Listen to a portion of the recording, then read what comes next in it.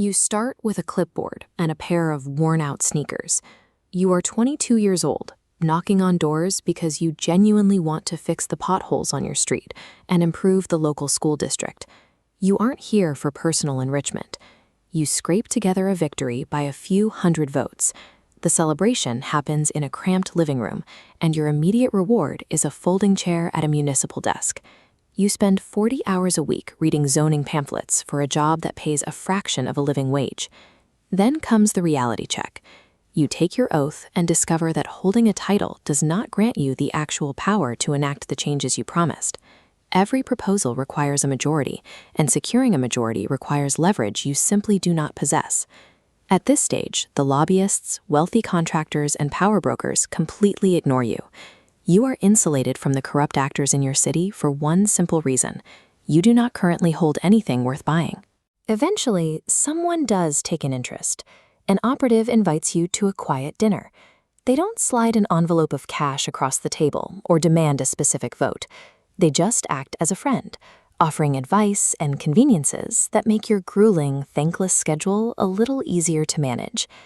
The United Nations Office on Drugs and Crime identifies this early grueling mechanism as clientelism. There are no explicit contracts or spoken demands. It relies on a subtle, continuous exchange of minor favors and explicit access to build a foundation of obligation. Political survival relies on a strict mathematical reality outlined in the dictator's handbook. No leader rules alone. You are a single central dot. To exercise actual authority, you must connect to a ring of essential cronies. Keeping them loyal requires maintenance.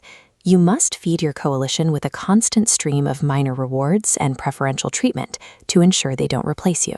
You tell yourself you would never sell your vote for a free steak, and you don't. The dinner doesn't buy your loyalty on a ballot, it buys your attention.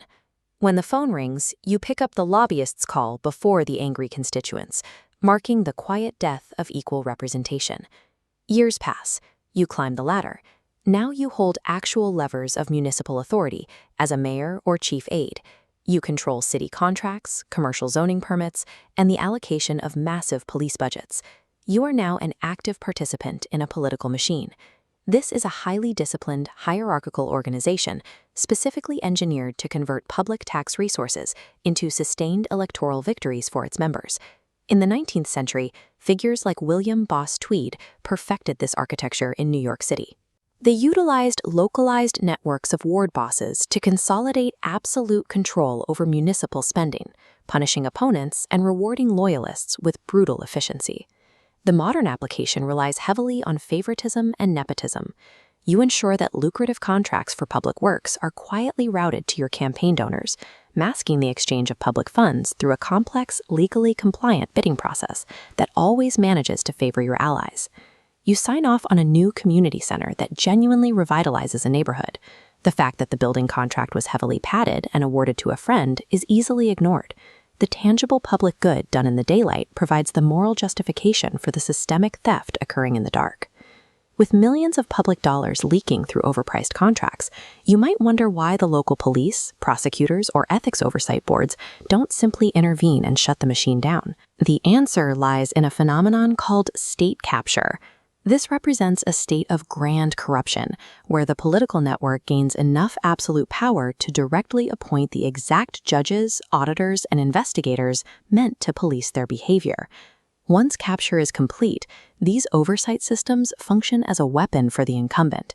The regime utilizes anti-corruption laws to prosecute political adversaries, often recording minor infractions of their own allies so they can dispose of rivals on demand. This chart shows the Transparency International Corruption Perceptions Index scores across different types of governments. A full democracy, shielded by independent oversight, averages a strong score of 71. But as state capture takes hold and robust institutions vanish, that score plummets to an average of 32 in non-democratic regimes. At this municipal apex, corruption operates as the expected standard. The entire administrative apparatus functions specifically to sustain the power of the people running it. Eventually, the machine propels you upward one last time. You leave the city limits and join the highly exclusive ranks of federal lawmakers, gaining jurisdiction over the entire national economy. Here, the physical envelope of cash is entirely obsolete. It is replaced by massive campaign contributions, multi-million-dollar think tank donations, and highly paid corporate board seats for your immediate family members. This environment generates severe conflicts of interest. A lawmaker can legally draft regulatory policy for the technology sector while simultaneously buying and selling millions of dollars in tech stock before that legislation is made public. None of this results in an indictment. The actions are entirely legal, protected by the exact criminal codes written and passed by the very people executing the trades. Sitting in an expansive office lined with mahogany, you try to recall the specific issues that drove you to run at age 22. You can recall the words of those early speeches, but the feeling is gone. You spent your conviction in invisible increments, one quiet trade at a time. The political apparatus rarely expels its most compromised members. It actively promotes them. They ascend to foundation boards and secure lucrative consulting contracts, leaving an empty seat behind for the next 22-year-old idealist to fill.